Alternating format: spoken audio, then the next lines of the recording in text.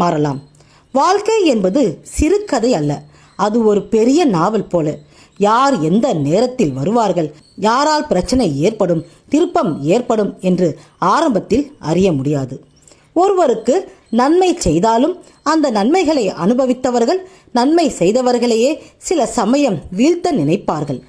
உட்கார இடம் கொடுத்தால் மனத்தை பிடுங்குவான் என்பதைப் போல தாரகாவனத்து முனிவர்கள் அகில லோகத்திற்கு தலைவனான ஈசனை அழித்து தாங்களே இந்த உலகத்தை கட்டிக்காக்க வேண்டும் என்ற பேராசையாலும் அந்த தகுதி தங்களுக்கும் இருக்கிறது என்ற ஆணவத்திலும் தீய மந்திரங்களை சொல்லி ஒரு பிரம்மாண்ட யாகம் செய்து அந்த யாக தீயில் இருந்து ஒரு புலியை தோன்றச் செய்து சிவபெருமானை கொல்ல ஏவி விட்டார்கள். அந்த புலியும் வேகமாக சிவபெருமானை அழிக்க நெருங்கியது. ஆக்குவதும் அழிப்பதும் சிவபெருமான் தானே. தன்னை தாக்க நெருங்கிய அந்த புலியை கொன்று அந்த புலித்தோலை தனக்கு